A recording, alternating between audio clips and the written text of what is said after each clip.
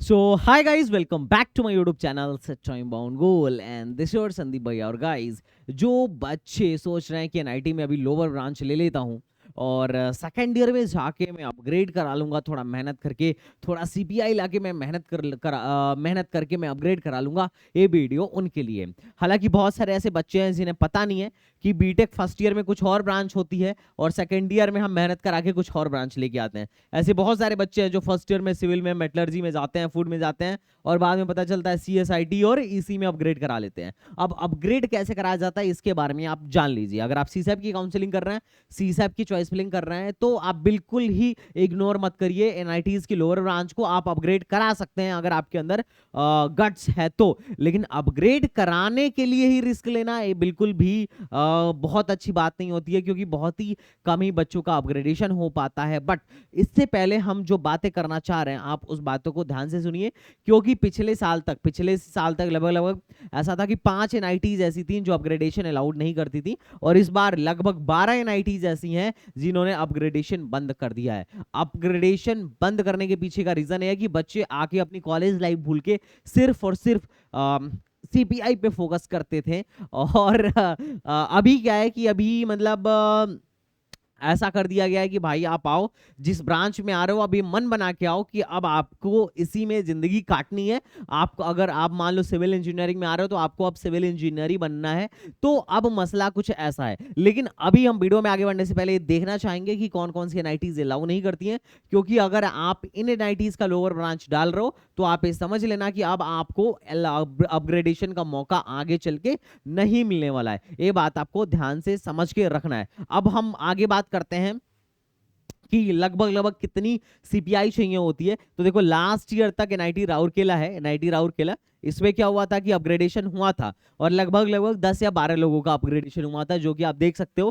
Computer science के लिए 9.38 चाहिए।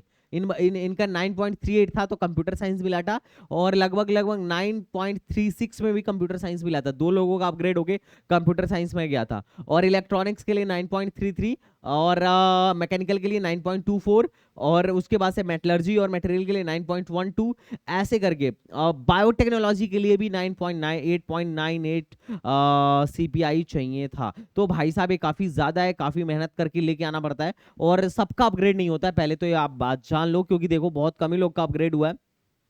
अब तुम सोच रहे होगे कि भैया फर्स्ट ईयर में सारी सीटें भर जाती हैं तो अपग्रेड कैसे होता है। मैं बताता हूँ। फर्स्ट ईयर में बहुत सारे लोग एडमिशन छोड़ देते हैं, एडमिशन में नहीं जाते हैं। कई लोग अभी सीसैप राउंड के बाद एडमिशन लेके छोड़ देंगे क्योंकि उन्हें कुछ और मिल जाएगा। तो इनकी सीटें पूरे साल तक वैकेंट चलती हैं, पूरे 4 साल तक वैकेंट चलती हैं। तो इन सीटों पे ना नीचे वाले ब्रांच के बच्चों को ऊपर भेज दिया जाता है। अगर कभी ऐसा हो कि किसी ने सीट नहीं छोड़ा तो हो सकता है कि उस ईयर ब्रांच अपग्रेडेशन में ना हो सीएस में। ठीक है, तो ब्रांच अपग्रेडेशन लगभग हर साल हर ब्रांच में होती है। रीजन ये रहता है कि एक आध सीट तो हर ब्रांचेस में वैकेंट रहती है। ये कुछ लिस्ट है एनआईटीज की जिसमें ब्रांच अपग्रेडेशन अलाउ नहीं है। अगर आप ब्रांच अपग्रेड यहां जाके कराना चाहते हो तो मान के चलो कि यहाँ पे अब ब्रांच अपग्रेड नहीं होने वाला है।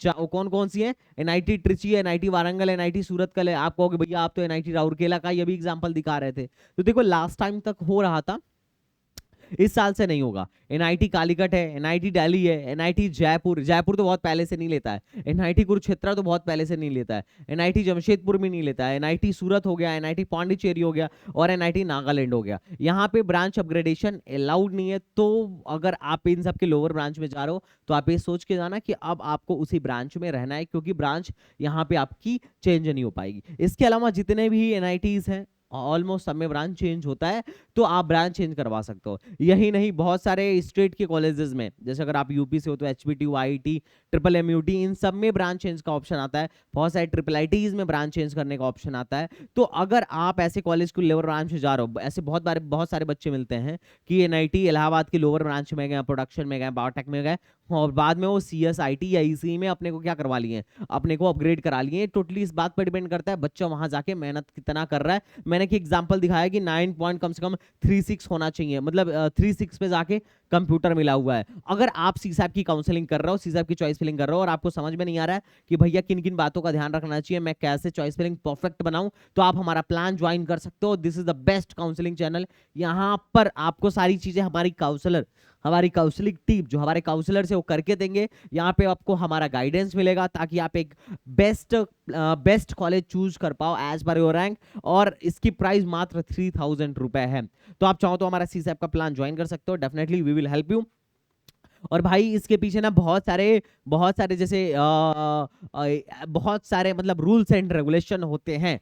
अगर दो लोगों की सीपीआई बराबर आ गई तो किसको सीएससी देंगे या किसको किस हिसाब से ब्रांच अपग्रेड करेंगे, तो वहां पे जेई मेन का मार्क्स भी, जेई मेन का रैंक भी बेटर करता है। तो एक कुछ रूल्स है जो आईटी एनआईटी कुरुक्षेत्र या एनआईटी उसके है,